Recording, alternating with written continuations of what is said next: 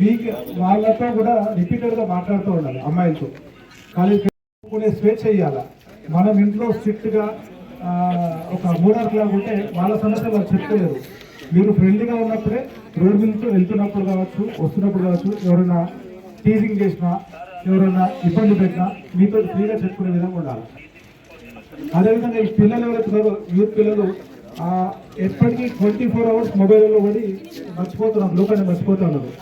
ఆ మొబైల్లో అమ్మాయిలు కావచ్చు, అబ్బాయిలు కావచ్చు, లిమిటెడ్గా, అంటే మనకు ఉపయోగం ఉన్నంత వరకే మన మొబైల్ యూటిలైజ్ చేసుకోవాలి. అవసరం లేని టైంలో మొబైల్ యూజ్ చేయకుండా కూడా జాగ్రత్త తీసుకోవాలి.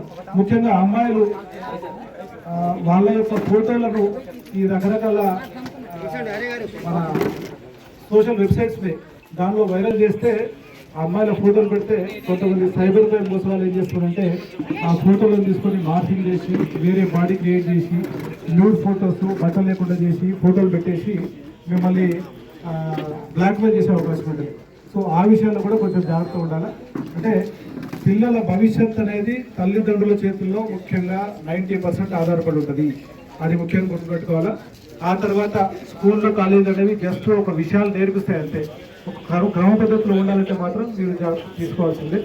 ఆ జాగ్రత్త తీసుకోండి.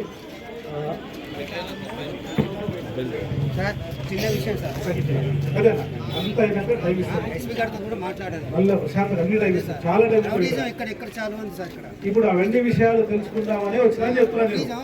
నేను పెద్ద మనిషి, నేను కొడతానికి వస్తారు వాళ్ళు. ఆవు టెన్షన్ కూడా వాళ్ళు ఎంత పోరుగా సార్ వాళ్ళు ఇక్కడ. ఎట్లా పోతున్నావు? ఇంటర్నెట్ ద్వారా ఇన్ని పనులు అవుతున్నాయి అన్నప్పుడు, ఎందుకు అంటే ఈ ఇంటర్నెట్ ద్వారా మనం పనిచేస్తున్నప్పుడు చాలా రకాల మోసాలు జరుగుతూ ఉన్నాయి. వాటినే మనం సైబర్ క్రైమ్స్ అంటా ఉన్నాము. అంటే ఇంటర్నెట్ అనేది మన జీవితంలో కీలక పాత్ర పోషిస్తూ ఉంది. చిన్న బిల్లు కట్టాలన్నా ఫోన్లోనే కడుతున్నాం, కాలేజ్ ఫీజు కట్టాలన్నా ఫోన్లోనే కడుతున్నాం, ప్రతిదీ ఫోన్లో అవుతుంది. కాబట్టి ఈ సైబర్ క్రైమ్ నేరగాళ్ళు ఎవరైతే ఉంటారో వాళ్ళు కూడా మనల్ని టార్గెట్ చేస్తూ ఉన్నారు. సో ఎటువంటి జాగ్రత్తలు తీసుకోవాలా, మనము ఇంటర్నెట్లో యూజ్ చేస్తున్నప్పుడు ఎటువంటి జాగ్రత్తలు తీసుకోవాలనేది కూడా అందరూ తెలుసుకొని ఉండాలా. ఎవరికి కూడా ఏ బ్యాంకు నుంచి కానీ లేదా ఏదైనా సంస్థ నుంచి కానీ మీకు ఫోన్ చేసి మిమ్మల్ని ఏదైనా పర్సనల్ ఇన్ఫర్మేషన్ అంటే ఇవ్వద్దు. పర్సనల్ ఇన్ఫర్మేషన్ అంటే అది బ్యాంకు డీటెయిల్స్ కావచ్చు, అకౌంట్ డీటెయిల్స్ కావచ్చు, ఆధార్ కార్డ్ నెంబర్ కావచ్చు, పాన్ అకౌంట్ నెంబర్ కావచ్చు, ఇటువంటి వ్యక్తిగత సమాచారం ఏది కూడా ఎవరికి కూడా చెప్పొద్దు. ఒకవేళ మీరు అటువంటి సమాచారం ఎవరికైనా షేర్ చేస్తే, అటువంటి సమాచారం ఎవరికైనా చెప్తే, వాడు ఫోన్లోనే అన్నీ ఎంటర్ చేసుకొని ఇమీడియట్గా కంప్యూటర్ పెట్టుకొని కూర్చుంటాడు. మీరు చెప్పినంత టైప్ చేస్తూ ఉంటాడు.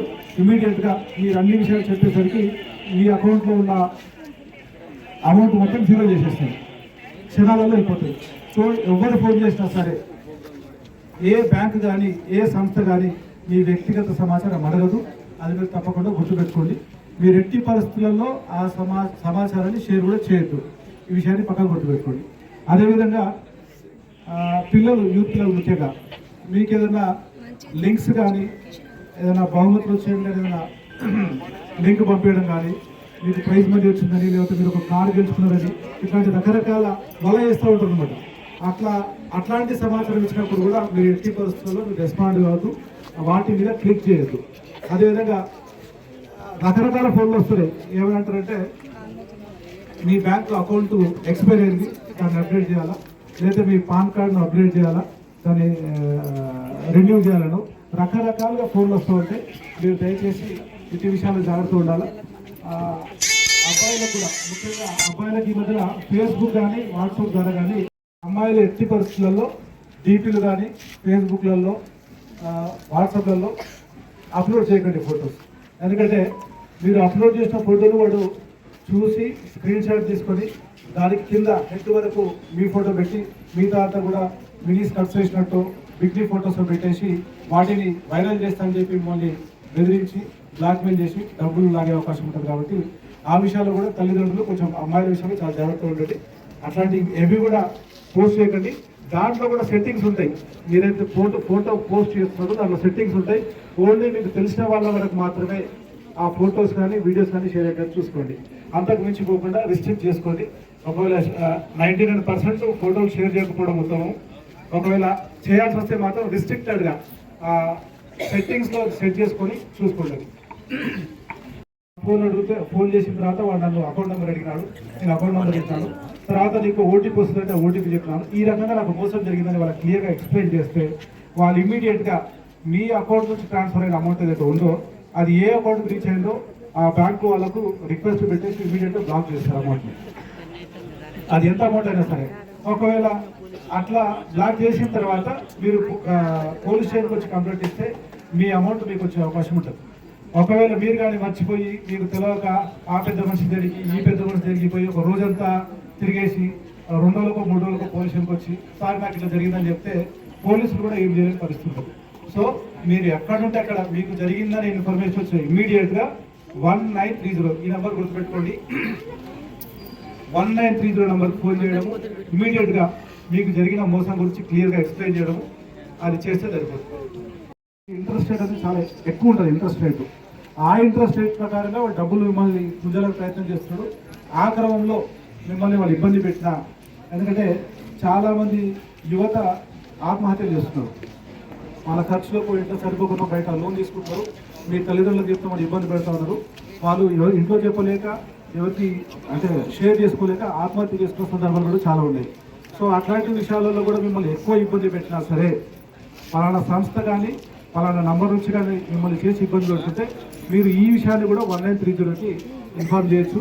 వాళ్ళు వాటన్నిటికీ బ్లాక్ చేసి మీకు ఇబ్బంది లేకుండా చేస్తారు. ముఖ్యంగా డబ్బుల విషయంలో అయితే ఇమ్మీడియట్గా ఎట్టి పరిస్థితుల్లో గ్యాప్ ఇవ్వద్దు. గ్యాప్ ఇవ్వకుండా ఇమ్మీడియట్గా చేయాలి. అమ్మాయిలకు సంబంధించి కూడా మీ ఫోటోలు ఎక్కడైతే షేర్ అయినా సరే, ఒకవేళ మీరు డిలే చేసి షేర్ అయినా సరే ఇమ్మీడియట్గా అప్రోచ్ అయితే ఆ కంప్లీట్ ఆ ఇమేజెస్ అన్ని కూడా బ్లాక్ చేయడము డిలీట్ చేయడం అనేది ఆ సైబర్ క్రైమ్లో చేస్తారు. ఒకవేళ 1930 అనే నంబర్కి ఒకవేళ బిజీ వస్తే www.cybercrime.gov.in అనే వెబ్సైట్లో పోయి మీ కంప్లైంట్ని రేజ్ చేసుకోవచ్చు. మీకు కంప్లైంట్ రేజ్ చేయగానే మీకు ఒక అక్నాలజ్మెంట్ వస్తుంది, మీ మొబైల్ నెంబర్కి ఒక అక్నాలజ్మెంట్ వస్తుంది. ఆ రిసిప్ట్తో తీసుకొని మీరు పోలీస్ స్టేషన్కి వస్తే దాని మీద ఎఫ్ఐఆర్ చేసి మీ డబ్బు మీకు వచ్చే విధంగా ప్రయత్నం చేస్తారు. అదొకటి గుర్తుపెట్టుకోండి. సైబర్ క్రైమ్ పట్ల పూర్తి అవగాహన కలిగి ఉండాలా. ఎవడన్నా ఫోన్ చేసి మీకు ఆ ఇన్ఫర్మేషన్ పెడితే మీరేమో వాళ్ళని ఉల్టా బెదిరించే విధంగా తయారు కావాలి. ప్రతి ఒక్కరు వెహికల్స్కి ఏదో ఒక డాక్యుమెంట్ లేదు. 75,90% వెహికల్స్ కూడా మ్యాక్సిమం డాక్యుమెంట్స్ లేవు. అంటే ఒక వెహికల్కు ఎటువంటి డాక్యుమెంట్స్ ఉండాలి అనేది కూడా మీరు తెలుసుకున్నారు. ప్రతి వెహికల్ కూడా కంపల్సరీ ఆ బండి నడిపే వ్యక్తికి ఒక డ్రైవింగ్ లైసెన్స్ అనేది కంపల్సరీ ఉండాలి. అది 18 సంవత్సరాలు నిండిన తర్వాత మాత్రమే వస్తుంది. కన్సర్న్ ఆర్టీఓ ఆఫీస్లో తీసుకోవాల్సి ఉంటుంది. అది డ్రైవింగ్ టెస్ట్ చేసి ఇతనికి డ్రైవింగ్ వస్తుందంటేనే వాళ్ళు ఇష్యూ చేస్తారు. ఆ డాక్యుమెంట్ కంపల్సరీ ఉండాలి. అంటే ఇది డ్రైవింగ్ చేయాల్సిన వ్యక్తి కూడా అవుతుంది. ఏదైతే వ్యక్తి మోటార్ సైకిల్ కావచ్చు, కారు కావచ్చు, ఆటో కావచ్చు, ఆ నడిపే బండికి కూడా ప్రాపర్ రిజిస్ట్రేషన్ సర్టిఫికేట్ ఉండాలి. ఈ 2 డాక్యుమెంట్స్ మ్యాండేటరీ. దీంతోపాటు ఏదైతే వెహికల్ ఉందో ఆ వెహికల్కి ఇన్సూరెన్స్ అనేది మోస్ట్ ఇంపార్టెంట్ డాక్యుమెంట్. మీరు వెహికల్ తీస్తున్నారు అంటే ఆ ఇన్సూరెన్స్ డాక్యుమెంట్ కూడా కంపల్సరీ ఉండాలి. ఇన్సూరెన్స్ ఎందుకు సార్, నాకు లైసెన్స్ ఉంది, రిజిస్ట్రేషన్ డాక్యుమెంట్ ఉంది, సరిపోతుంది కదా అనుకుంటే అది తప్పు. ఎందుకంటే ప్రతిరోజు కూడా మనది కాదు. ఈ క్షణం ఇక్కడ ఇట్లా నిలబడ్డము, నెక్స్ట్ క్షణం ఏమవుతుందో కూడా ఎవరు ఎక్స్పెక్ట్ చేయలేరు. సో బండి మీద పోతున్నప్పుడు కావచ్చు, వస్తున్నప్పుడు కావచ్చు, అవతలి వాడి వల్ల తప్పిదం కావచ్చు, మన తప్పిదం లేకపోవచ్చు, మనం ప్రాపర్గా పోతాము. బట్ అవతల వచ్చి మనకు ఏదైనా యాక్సిడెంట్ చేసినా, ఏదైనా ఇంజురీ అయినా ఈ క్రమంలో ఈ టైంలో ఇన్సూరెన్స్ అనేది కీ రోల్ పోషిస్తుంది. నాకు తెలిసి ఇదంతా కూడా మధ్యతరగతి, దిగువ మధ్యతరగతి కుటుంబాలే నివసిస్తూ ఉన్నాయి. సో ప్రతిరోజు కూడా మీరు పని చేసుకుంటేనే, అంతే కదా, మీరైనా మేమైనా పని చేసుకుంటేనే మన జీవితంలో ఉండకపోతే, ఒకవేళ ఆ ఇంటి మనిషి పోతున్న క్రమంలో కావచ్చు, వస్తున్న క్రమంలో కావచ్చు, ఏదైనా యాక్సిడెంట్ అయ్యి ఒక కాలు వచ్చి ఎరిగితే ఆయన 2 నెలలు 3 నెలలు ఉద్యోగానికి పోలేని పరిస్థితి ఉంటుంది. అంటే ఆ కుటుంబానికి మరి ఎవరు ఇవ్వాలి డబ్బులు ఆ టైంలో? ఒకవేళ మన దరిద్రం బాగాలేదు, ఏమైనా అయిందనుకో, మనిషి చనిపోయింది అనుకో, ఆ కుటుంబం మనకి రోడ్డున పడుతుంది. ఇటువంటి క్రమంలో మీరు పోయి వాని బండిని ఎత్తి ఎంత బదిలాడినా, వాళ్ళు ఎంత టైట్ చేసినా అది ఇల్లీగల్ అవుతుంది. పోలీసు కూడా డబ్బులు ఇప్పలేని పరిస్థితి ఉంటుంది ఆ చట్టం ప్రకారం. సో ఇట్లాంటి పరిస్థితుల్లో మీకున్నా సరే, వాళ్ళకున్నా సరే, ఈ క్రమంలో ఇన్సూరెన్స్ సంస్థలు అనేవి మీరు ఎఫ్ఐఆర్ చేసి మీరు డాక్యుమెంటేషన్ అంతా తీసుకుపోయి ఆ ఇన్సూరెన్స్ కంపెనీకి సబ్మిట్ చేస్తే వాళ్ళు మీరు ఎన్ని నెలలు అయితే మీరు ఇంట్లో ఉంటున్నారో దానికి సంబంధించి మీ ట్రీట్మెంట్కి ఎంత అయిందనేది లెక్క కట్టి ఆ అమౌంట్ అనేది మీకు వచ్చే విధంగా ఇన్సూరెన్స్ సంస్థలు హెల్ప్ చేస్తాయి. ఇందిరమ్మ కాలనీ వాసుల క్రమంలో ఇందిరమ్మ కాలనీ ప్రముఖులు, అమ్మలు, అక్కలు, సోదరీమణులు అందరికీ కూడా నమస్కారం. మేబీ సో ఇక్కడ ఎందుకు వచ్చినాము, పోలీస్ ఎందుకు వస్తుంది అనేది ఫస్ట్ నేను చెప్పదలుచుకో. మనం చట్టాలని ప్రజాస్వామ్యయుతమైనటువంటి దేశంలో మన రక్షణ కోసం, పౌరుల రక్షణ కోసం, ఎవరైనా పౌరుల్లోనే తప్పులు చేసే వాళ్ళు ఉన్నారు. 100 మందిలో 99% మంచోళ్ళు ఉన్నారు. అందులో తప్పు చేసే వాళ్ళు ఎవరు ఉంటారు? 1% ఉంటారు. ఆ 1% తప్పులు చేసే వ్యక్తులను బట్టి ఆ వ్యక్తులకు శిక్ష వేయాలంటే కొన్నిసార్లు ఇలాంటి కమ్యూనిటీ కాంటాక్ట్ ప్రోగ్రామ్స్ అనేవి మనకు చాలా ఉపయోగపడతాయి. ప్రజాస్వామ్య దేశంలో మన రక్షణ కోసం ఏర్పాటు చేసుకున్న వ్యవస్థ పోలీస్ వ్యవస్థ. దీనికి ఒక చట్టాలు రాసినాం. ఒక వ్యక్తిని ఇంకొక వ్యక్తి తిడితే ఏం కేసు, చేయితో కొడితే ఏం కేసు, కట్టెతో రాయితో కొడితే ఏం కేసు, ఇంకా పెద్ద ఆయుధంతో కొడితే ఏం కేసు, ఇంకా పెద్ద అఫెన్స్ చేస్తే ఏం కేసు, ఒక వ్యక్తి ఎన్ని రోజులు జైలు పోవాలి, ఆ కేసు గ్రావిటీని బట్టి మనం చట్టాలు తయారు చేసుకున్నాం. ఆ చట్టాలని ఇంప్లిమెంట్ చేసే ఏజెన్సీనే పోలీస్ డిపార్ట్మెంట్. అయితే ఈ సందర్భంగా మీరు వెనకటి సినిమాలలో చూసుంటారు, అంత అఫెన్స్ అయిపోయిన తర్వాత నేరం అయిపోయినాక పోలీస్ వెహికల్ వచ్చేసి గుయి అనుకుంటూ వచ్చి ఆ నేరస్తుని పట్టుకొని పోయేది. ఇప్పుడు నేరం అయిన తర్వాత కాదు, నేరం కాకుండా ఎలా ఉండాలి, నేరం చేసే వ్యక్తులను ముందస్తుగానే ఏ విధంగా కౌన్సిలింగ్ చేసుకోవాలి, మంచి వాళ్ళగా ఏ విధంగా తీర్చిదిద్దాలి అనేటువంటి కోణంలో మనందరికీ తెలుసు. తప్పు చేసినోడిని ఖచ్చితంగా దండించాలనేటువంటిది ప్రతి ఒక్క అమ్మ అక్క అందరికీ తెలుసు. కానీ మన కాడికి వచ్చేసరికి, మన కుటుంబంలో వచ్చేసరికి కొంత ఇబ్బంది పడతాం. ఆ ఇబ్బంది పడద్దు. ఇలాంటి కార్యక్రమాల ద్వారా ఏంటంటే ఎవరైతే చిన్న చిన్న తప్పులు చేసే వాళ్ళు ఉంటారో వాళ్ళని కూడా మంచిగా తీర్చిదిద్దాలి. ఇప్పుడు ఇక్కడ చాలామంది బాలబాలికలు, చిన్నపిల్లలు అందరూ కూడా స్కూల్ పోయే పిల్లలు, సెలవులు వస్తున్నాయి, సెలవు దగ్గరకు వస్తున్నాయి. వీళ్ళందరికీ ఇంకా వారం రోజుల్లో ఎగ్జామ్స్ అయిపోతాయి. వీళ్ళందరిలో మంచి నడవడికని మనం నేర్పాలంటే ఫస్ట్ పెద్దలమైనటువంటి మీరందరూ కూడా డిసిప్లిన్గా ఉండాలి. డిసిప్లిన్గా ఉండాలంటే అది కొంచెం ఉన్న లొకాలిటీని బట్టి మారుతూ ఉంటుంది. మరి వాళ్ళకి ఎట్లా వస్తుంది డిసిప్లిన్ అంటే, చట్టం అంటే ఒక భయం అనేది రావాలి. మనం తప్పు చేస్తే చట్టం ఊరుకోదు అనేటువంటిది భయం రావాలి అనేటువంటి ఉద్దేశంతో ఇలాంటి ప్రోగ్రామ్స్ మీ అందరితోటి మాట్లాడడానికి ఒక ఎస్పీ వచ్చి మీతోటి మాట్లాడే సందర్భం చాలా తక్కువ. ఏదైనా చిన్న చిన్న కొట్లాటలైనా, తిట్టుకున్న నీలకాడ పంచాయతీ, వాకిట్ల పంచాయతీ, ఇంకా వేరే వేరే పంచాయతీలు ఏమున్నా మీరు పోలీస్ స్టేషన్ పోతుంటారు. ఒక్కసారి పోలీస్ స్టేషన్ రికార్డులు ఎక్కితే మీకు 30 సంవత్సరాలు 40 సంవత్సరాల వరకు ఆ రికార్డు ఎక్కడికి పోదు. మరి ఆ రికార్డులో ఎక్కకుండా ఉండడానికి ప్రయత్నం చేయాలంటే మనం చాలా డిసిప్లిన్ ఉండాలి. మనందరికి తెలుసు, రోజు మొత్తం కష్టపడితేనో, మళ్ళీ ఏదో బిజినెస్ చేసుకుంటేనో, ఆ రోజువారీ మొత్తం కష్టపడితేనే మనకు వచ్చే 500-1000 రూపాయలు వస్తాయి. మరి అలాంటి విలువైనటువంటి డబ్బులని చిన్న చిన్న తాత్కాలిక ఆవేశంతో, తాత్కాలిక ఆనందం కొరకో మనం చేసే ఆ చిన్న చిన్న తప్పుల వల్ల మనం జీవితం మొత్తం సఫర్ అయ్యే విధంగా పోలీస్ స్టేషన్లో రికార్డులకు ఎక్కుదామా? మన మీద మచ్చ, అది ఆ మచ్చ రాకుండా ఉండాలంటే ఎవరి కంట్రోల్లో వాళ్ళు ఉండాలి. ఎవరైనా అడ్డు మీరుతుండొచ్చు. ఇప్పుడు మీకు ఒక చిన్న ఉదాహరణ చెప్తాను. అయితే ఖచ్చితంగా మనం ప్రయత్నం చేయాలి.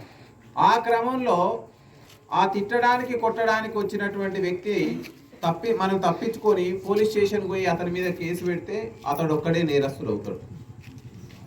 అతను తిట్టడానికి కొట్టడానికి వచ్చిండని చెప్పి మనం అతన్ని కూడా మళ్ళీ కౌంటర్గా చేస్తే అతడు నేరస్తు అవుతాడు, ఇక్కడ మనము నేరస్తులు అవుతాం. ఆ యొక్క విచక్షణ అనేది మనకు ఉంటే, ఎందుకంటే వచ్చినప్పుడు ఆయనకి సంబంధించిన మన ఇంటి మీదకి వస్తున్నాడు, ఆయనకి మనల్ని కొట్టడానికి వస్తున్నప్పుడు వాళ్ళకి సంబంధించినటువంటి వివరాలను మనం నమోదు చేసుకోనో, లేకపోతే ఎవరైనా ఉంటారు కాలనీ అన్నప్పుడు ఇది ఒక గ్రామం, ఇది ఒక సమాజం, అందరూ చెడ్డవాళ్ళు ఉండరు, 99% మంచి వాళ్ళు ఉంటారు. ఆ 1% పీపుల్ని మనం పక్కకు పెట్టి వాళ్ళని మాత్రమే చట్టం ముందు నిలబెట్టాలి. అప్పుడే ఈరోజు ఈ పిల్లలు ఇలా ఎవరైతే రేపు భావి భారత పౌరులుగా ఉంటారో వీళ్ళందరికీ కూడా మనం కష్టపడాలి అనేటువంటిది రావాలి. ఈరోజు చూడండి, ఇక్కడ నిలబడ్డ ప్రతి ఒక్క ఆఫీసర్ కూడా మీకంటే ఇంకా తక్కువ ఉన్నటువంటి ఇళ్లలో బతికి ఇక్కడికి వచ్చినారు. మరి దేని వల్ల సాధ్యమైంది? ఓన్లీ విద్య వల్ల సాధ్యమైంది, డిసిప్లిన్గా ఉండడం వల్ల సాధ్యమైంది, కష్టపడి చదువుకోవడం వల్ల సాధ్యమైంది.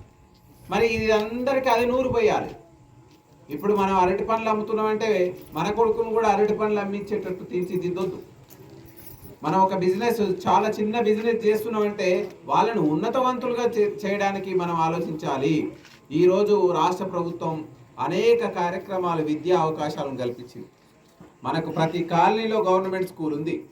సరే, గవర్నమెంట్ స్కూల్ ఉంటే పిల్లగాడు సరిగా చదువుతలేడు అనుకుంటే గురుకులాలు ఉన్నాయి. సోషల్ వెల్ఫేర్ గురుకులం ఉంది, బీసీ వెల్ఫేర్ గురుకులం ఉంది, కార్పొరేట్ స్థాయిలో విద్యను అందించే గురుకులాలు ఏర్పాటు చేశారు. భోజనం పెట్టి మేము చిన్నప్పుడు ఇంత ఉన్నప్పుడు చదువుకుందామంటే హాస్టల్లో సీట్ దొరకడమే కష్టంగా ఉండే. మరి ఈరోజు ఎంతో మందికి అవకాశాలు దొరికినాయి. సో అలాంటి అవకాశాలను మనం సద్వినియోగం చేసుకోవాలి, ఎగ్జామ్లు రాపియాలి, మన పిల్లల్ని పోటీ ప్రపంచం వైపు పయనింపజేపియాలి. అప్పుడు మీరు పడే కష్టానికి, మీరు పడే శ్రమకి విలువ అనేది చేకూరుతుంది. మీరు మీ కాలనీలో చిన్న చిన్న సాయంత్రం పూట పొద్దుస్తమానం పోయి అంతో ఇంతో తాగి ఆ పక్క ఆయన ఏమన్నాడో ఈ పక్క ఆయన ఏమన్నాడో అని చెప్పి సాయంత్రం పూట గొడవలు పెట్టుకుంటే తర్వాత మానసికంగా నైట్ మొత్తం నిద్ర రాదు. తెల్లారిపోయిన తర్వాత పోలీస్ స్టేషన్కి పోతారు, 2-3 రోజులు తిరుగుతారు. మీకు మానసికంగా, మైండ్ పరంగా ప్రశాంతత ఉండదు. కేసులైతే ఇలా మీకు న్యాయస్థానాల చుట్టూ తిరగాల్సి వస్తుంది, శిక్షలు పడితే జైలు పోవాల్సి వస్తుంది. ఇంత మంచి కాలనీలో ఉంటూ ఒక్కరోజు జైల్లో ఉండాలంటే ఎంత కష్టం చెప్పండి. ఒకవేళ అదే విధంగా నేరాలు చేసే వాళ్ళు కూడా ఉంటారు. మీరందరూ కూడా అది గమనించుకొని డయల్ 100కు ఫోన్ చేసి, లేదా మీ పోలీస్ స్టేషన్కి పోయి సీక్రెట్గా పోయి మీరు ఇన్ఫర్మేషన్ వచ్చిస్తే ఆ ఒక్క వ్యక్తిని పట్టుకొని, గాంజా అమ్మే వాళ్ళు ఉంటారు, డ్రగ్స్ అమ్మే వాళ్ళు ఉంటారు. ఈ కాలంలో సైబర్ క్రైమ్లు, నేరాలు చాలా అవుతున్నాయి. అమ్మలు అక్కలు చాలామంది ఇందులో చాలా జాగ్రత్తతో ఉండాలి. ఆదమర్చి ఉంటే మీరు కష్టపడి సంపాదించుకున్న డబ్బులు పోతాయి. ఇంకా కొంతమంది ఏం చేస్తున్నారంటే, మీరు మీ ఆధార్ కార్డు ఇవ్వండి అని చెప్తున్నారు. ఆధార్ కార్డు ఇచ్చిర్రా, మీ బ్యాంక్ అకౌంట్స్, మీ పేరు మీద బ్యాంక్ అకౌంట్స్ తీస్తారు. తీసిన తర్వాత ఏదో రాష్ట్రంలో మీ బ్యాంక్ అకౌంట్లను వాడుకొని మిమ్మల్ని నేరస్తులు చేస్తాడు. ఫోన్ నెంబర్లు తీస్తారు, ఎక్కువ ఫోన్ నెంబర్, ఒక మనిషికి ఒక ఫోన్ నెంబర్ ఉంటుంది, 2 ఫోన్ నెంబర్లు ఉంటాయి. ఎక్కువ సంఖ్యలో ఫోన్ నెంబర్లు తీసి అసాంఘిక వ్యక్తుల చేతుల్లో ఆ ఫోన్ నెంబర్లు పెడతారు. దాంతో నేరాలు అవుతాయి. బ్యాంక్ అకౌంట్స్ తీస్తారు. అందుకోసమే మీ పాన్ కార్డు కానీ ఆధార్ కార్డు కానీ ఎవరికి అపరిచితులకు ఎక్కడ మీ సేవా సెంటర్లో కావచ్చు, ఇంకెక్కడ జిరాక్స్ సెంటర్లో కానీ ఇవ్వకండి. ఇవన్నీ సైబర్ నేరగాల చేతిలోకి వెళ్ళిపోయి ఆ మీ యొక్క నెంబర్ నుంచి ఎవరికో ఒకరికి ఫోన్ చేసి వాళ్ళని మోసం చేస్తే ఇక్కడ మీరు నేరస్తులు అవుతారు. తర్వాత పోలీసులు మిమ్మల్ని పట్టుకపోతారు. ఈ విధంగా మేము చాలా మందిని వేరే వేరే రాష్ట్రాల నుంచి పట్టుకొచ్చి అరెస్ట్ చేసినాం. మరి చూడండి, ఇంతమంది మన బంధువులు, పిల్లలు, అంత చుట్టాల మధ్యలో ఉండే ప్రశాంతమైన జీవితాన్ని వద్దనుకొని జైలు పోదామా? ఈ మధ్యలో కొత్త కొత్త గ్యాంగులు తయారవుతున్నాయి. స్త్రీలను కేంద్రంగా చేసుకొని, అమ్మ మీరు ఏం లేదు, మీకు ఉద్యోగం లెక్కిస్తాం, మంచిగా ఉండే లేడీస్ని, మంచిగా ఉండే అమ్మాయిలని, యంగ్ అమ్మాయిలని కేంద్రంగా చేసుకొని, మీకు ఏం లేదు, మీకు ఉద్యోగం లెక్కిస్తాం, మీరు ఇంటికాడ ఉండే పని చేయండి, ఏం లేదు, మేము ఫోన్ నెంబర్ చెప్తుంటాం, ఆ ఫోన్ నెంబర్ ఆయనకు ఫోన్ చేయాలి, ఆ ఫోన్ చేసి ఆయనను మభ్యపెట్టాలి, ఫోన్ చేసి ఆయనతో కొంచెం మాటలు కలపాలి,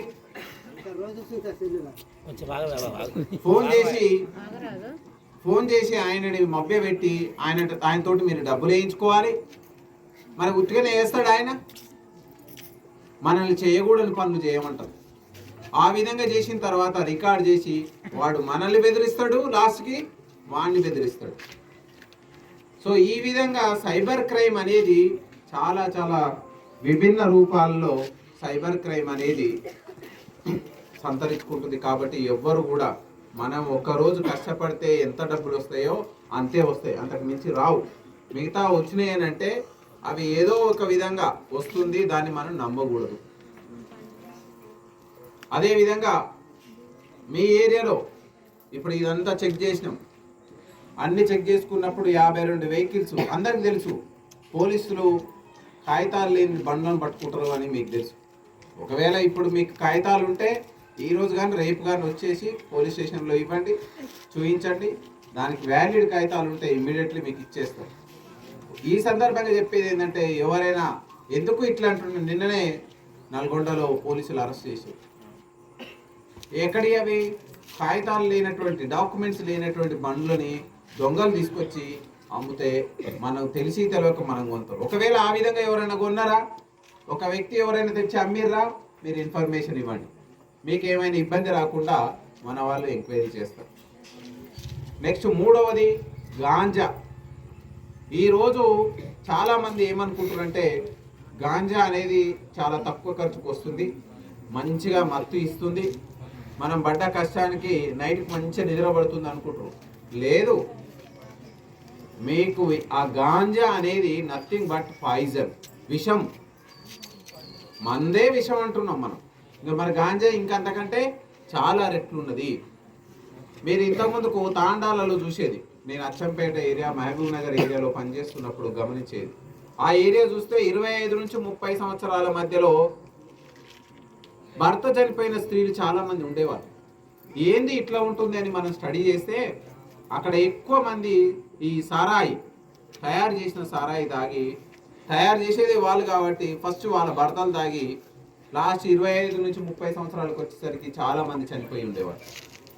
సో తర్వాత రాష్ట్ర ప్రభుత్వం దాన్ని వాళ్ళని మార్పిచ్చి వాళ్ళని సొంత పనులు, ఓ బర్రె చదువుకోండి, మామూలుగా సారాయి అమ్మే బదులు ఓ బర్రెని చదువుకోండి, 2 బర్రెలను చదువుకోండి అని అట్లా ఎంకరేజ్ చేసి వాళ్ళతోటే కొన్ని ప్యాడీ పరిశ్రమలు పెట్టియడం, కిరాణా షాపులు పెట్టియడం, పిండి రుబ్బేటువంటి కేంద్రాలు పెట్టియడం. దాంతో మేబీ 500 వచ్చే బదులు 300 వస్తాయి, కానీ గౌరవంగా భయం లేకుండా బతకొచ్చు అనేది రాష్ట్ర ప్రభుత్వం ఆలోచించింది. నెంబర్ 1. నెంబర్ 2, ఒకవేళ ఈ కాలనీలో కానీ ఈ చుట్టుపక్కల కానీ లేదా మీరు ఎక్కడికైనా వెళ్తున్నప్పుడు కానీ ఏవైనా గొడవలు అయితే ఇమ్మీడియట్లీ 100కి ఫోన్ చేసి చెప్పండి. మీకు ఎటువంటి ఇబ్బంది రాకుండా పోలీస్ ఎంటర్ అయ్యి దాన్ని పెద్ద ఇష్యూ కాకుండా ఆపడానికి అవకాశం ఉంటుంది. మూడవది, మీ కాలనీలో ఎవరైనా వ్యక్తులు తదేకంగా నేరాలు చేస్తున్నట్లయితే ఆ నేరాలు చేసే వాళ్ళ మీద రౌడీ షీట్లు ఓపెన్ అవుతాయి.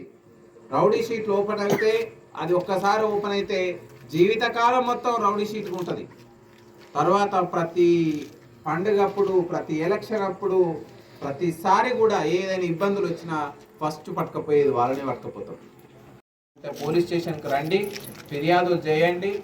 మీ పోలీస్ స్టేషన్లో ఒకవేళ వాళ్ళు సరిగ్గా చేయట్లేరంటే నెక్స్ట్ డిఎస్పీ ఆఫీస్ ఉంది, నెక్స్ట్ అడిషనల్ ఎస్పీ ఆఫీస్ ఉంది, ఎస్పీ ఆఫీస్ ఉంది. ఇన్ని ఆఫీసులు సూర్యాపేట జిల్లాలో కేంద్రంలోనే ఉన్నాయి. మీకు ఎక్కడ ఒకవేళ ఇబ్బందికరంగా ఉంటే మీరు ఏ ఆఫీసునైనా మీరు అప్రోచ్ కావచ్చు. కానీ ఫస్ట్ మీరు మీ యొక్క నడవడిక, మీరందరూ కూడా క్రమశిక్షణతోటి ఉండాలని కోరుకుంటూ, ఈ పిల్లలందరికీ ఈరోజు బాబు జగజీవన్ రామ్ జయంతి.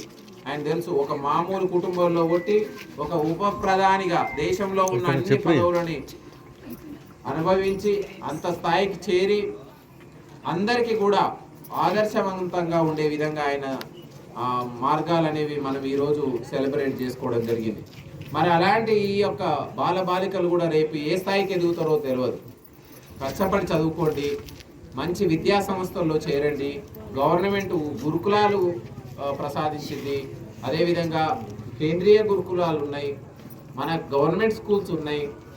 ఇంకా మీకు నచ్చినటువంటి స్కూల్స్లో వాళ్ళని మంచిగా చదివించుకుంటూ వాళ్ళ భవిష్యత్తును మంచిగా తీర్చిదిద్దేటందుకు ముందుకు పోండి అని కోరుకుంటూ ఈ కార్యక్రమాన్ని తీసుకోవడం జరిగింది.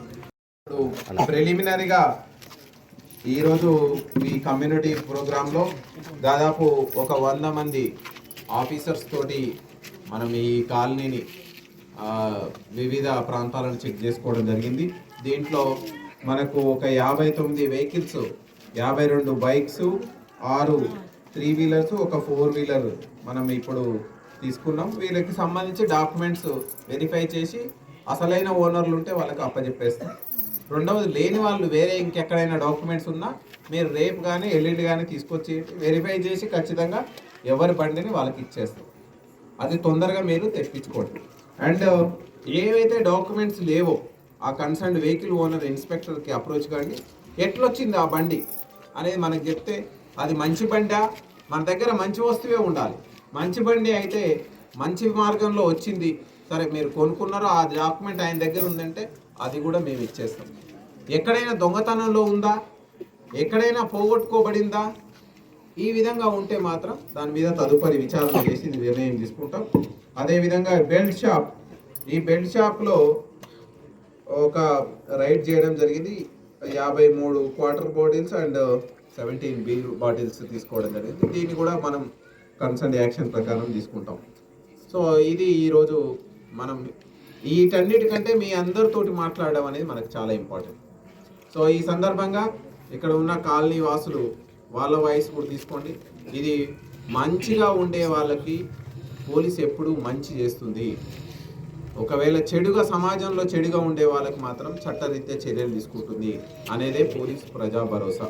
Thank you. సీసీ కెమెరాలు పెట్టగలరు. ముఖ్యంగా ఈ 4 రోజులు దొంగలు కూడా ఎక్కువయ్యారు. అసలు దొంగలు ఎక్కడి నుంచి వస్తున్నది కూడా అర్థం కాదు. ఈ రోజు మా ఇంట్లో పోయిందంటే తెల్లారి ఇంకో ఇంట్లో అట్లా పడుతురు, కానీ మళ్ళీ రికవర్ అయిందా కాలేదు కూడా తెలియట్లేదు. గంజాయి కూడా బాగా చాలా మంది ఓకే, ఇక్కడ మేము ప్లాన్ చేస్తామమ్మా సీసీటీవీ కెమెరాస్ కూడా రిక్వెస్ట్ మెయిన్ ఇంపార్టెంట్ అది సార్ పెడదాం. అదే ఇప్పుడు వచ్చినాం కదా, నేను ఇన్స్పెక్టర్ చెప్తాను. We will plan for CCTV. Thank you. మంచిగా చదివించుకోండి. ఆమె కలెక్టర్ అవుతుంది.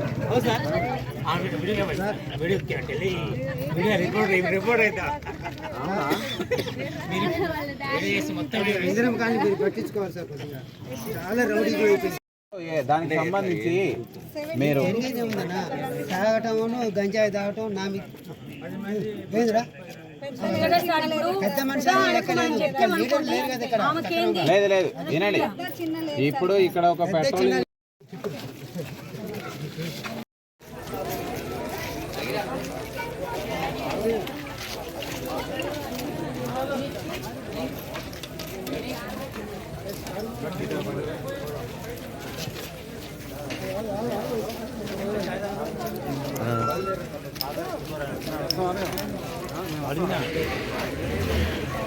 కార్లో కూర్చోరని చెప్పి